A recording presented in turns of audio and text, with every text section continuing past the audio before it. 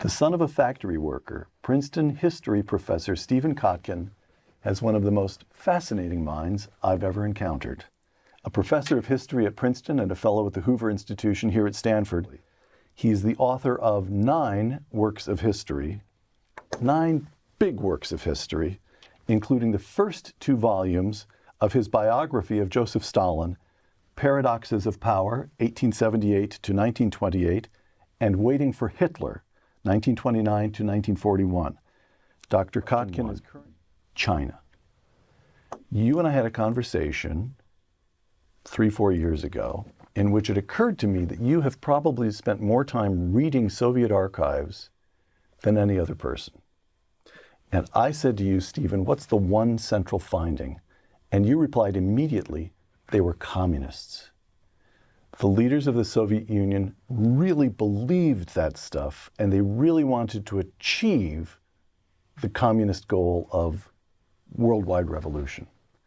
What does President Xi Jinping of China believe, and what does he want? I'm thrilled to be back, Peter. So Xi Jinping, like me, is a student of the Soviet collapse. He spent a great deal of his time and resources figuring out why that happened in the Soviet Union and why it would never happen in China. And they teach it at the Communist Party schools, the Chinese Communist Party schools. He talks about it in public very frequently, and it's uppermost in their minds. Why? And the reason is, just as the arguments that I made in Armageddon Averted and other volumes, communism is an all or nothing proposition. You can't be half communist. Either you have a monopoly on power, or you don't. And so when you attempt to reform communism politically, you can open up the economy, as they do sometimes with quasi-markets. Right. But when you liberalize politically and you allow discussion within the one party, within the Communist Party, it turns out that people want to have discussions about other parties. And maybe they want to establish other parties. And so you can't contain the liberalization within the one-party monopoly.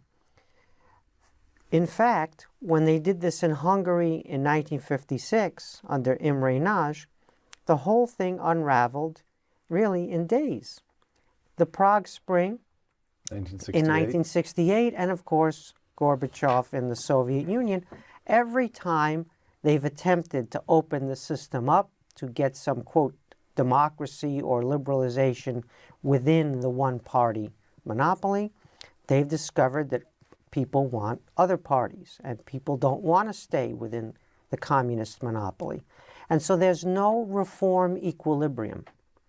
There's no spot where you begin political reform and you're stable. You stabilize it at some point. There's only complete unraveling. So you pull a thread in the sweater, and that one thread and the entire sweater unravels. So you don't politically liberalize a communist system unless you want to commit suicide. This is the argument that I made in Armageddon Averted, and it is the motto of Xi Jinping's life. So when many people were saying, oh yeah, if they just liberalize economically and we integrate them into the global economy, because of modernization theory, they will have to eventually liberalize politically because they'll grow a middle class, and the middle class will demand property rights, and the middle class will want rule of law, and because that's how it always happens when you have economic growth and integration into the global economy. You're being a little dismissive. Everybody fell for that, including me. But a communist system can't do that. And if it does do that, it's bye-bye. And so people who toy with political liberalization under communism, those are our friends. We wanted a Chinese Gorbachev. We didn't get it because the system selected, as it were, for the person who would preserve the system, who would never permit the kind of political liberalization that would end up with a Hungary in 56, a Czechoslovakia in 68, or a Gorbachev.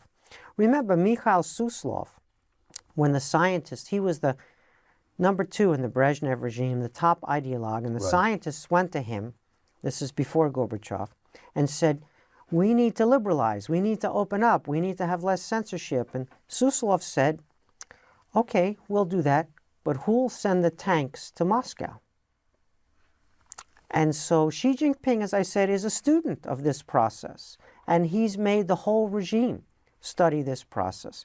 There is a pirated edition in Chinese, outside of copyright, of my work, Armageddon Averted, about this, and I've had discussions in China. And so think about one more dimension to this. You liberalize economically with the Communist Party monopoly in place, and you think you can go pretty far. Right. But then people begin to amass wealth. They begin to amass independent power because of their wealth. And they begin to say things like, well, the borders should be open, and the internet should be open, and you can only imagine how far that goes. And so when you liberalize economically, there are limits to that as well, because it's a threat to the communist monopoly to have independent sources of power created by markets and entrepreneurs. And so we're seeing the crackdown on the private sector by the Communist Party because it threatens their monopoly. The perception is, under Marxists, that politics is only the superstructure. Right. And underneath is the so-called base, or the mode of production, the socioeconomic relations. Well, the socioeconomic relations, if they're determinative and they're capitalist, what's going to happen to the Leninist political structures, the superstructures? They're not going to survive in the Marxist thinking. And it turns out, in reality, not just in Marxist thinking, but in reality, opening up your economy and allowing legal private markets is a threat to the party's rule. So now they're reinserting Communist Party officials and Communist Party committees into private sector companies.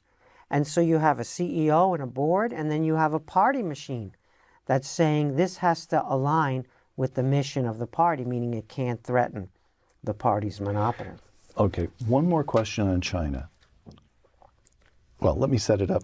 There's a quotation from Xi Jinping has been made a lot of over the last couple of years, although it dates from 2013. He gives a behind closed doors speech to new members of the Central Committee, and then the speech is, of course, we have no idea what he said behind closed doors, but the speech appears in one of the party's most important journals. And here's what Xi Jinping says in 2013.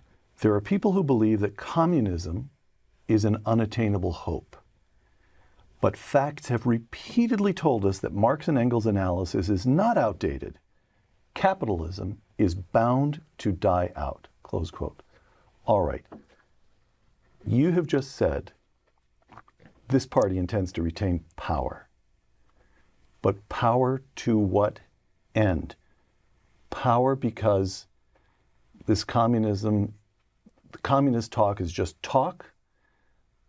They're an old-fashioned Chinese imperial regime that wants to reassert their place at the center of world affairs, or because you're finding about the Soviets and the Soviet archives, they're true believers. They're genuine communists. They believe in a worldwide revolution that will usher in some form of the Marxist version. They want to retain power. To what end? We all thought they were cynics, that they just mouthed the communist ideology.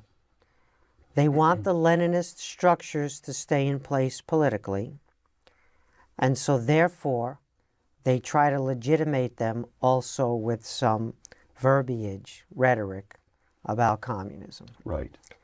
And so we were dismissive of any possibility that the ideology was still alive. They couldn't be. Smart people couldn't believe that. Right. Not after what happened in the Soviet Union, right. Not after what happened in the triumph of markets globally. Some of them believe it. Not only do some of them believe it, but it's inherent in the system.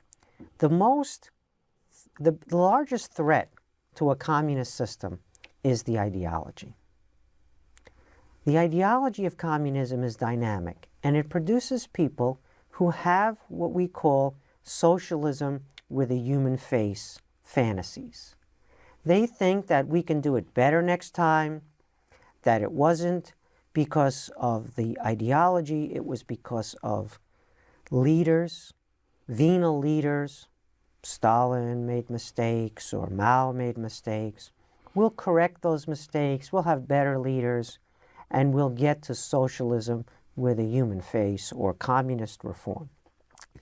That is very destabilizing for the system because the system produces that. Mm-hmm. The system produces the reform impulse from within. It also produces the hardline impulse, the Andropovs, right, or the Xi Jinpings, which is to say, yes, we have a need for more dynamism in the system, but not at the expense of the monopoly power we have. And so that tension between the so-called reformers, who are essentially wearing suicide vests, right?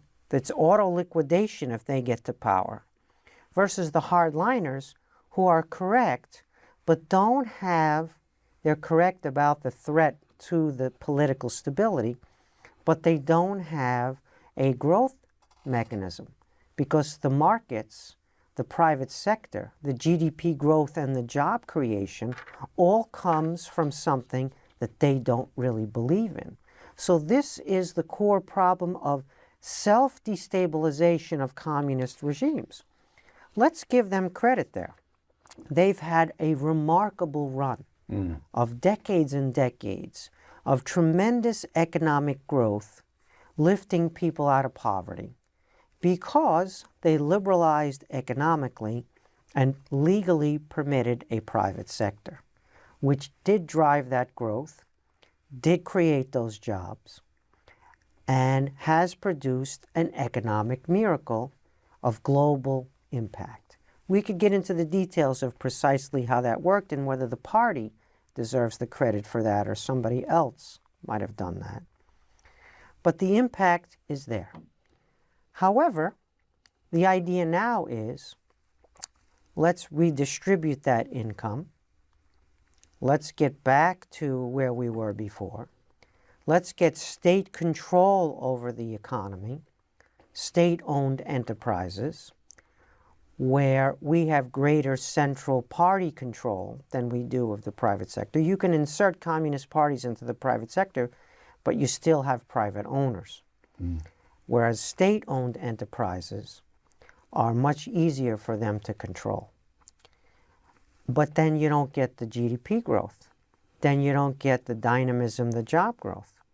There are other reasons why their growth is slowing.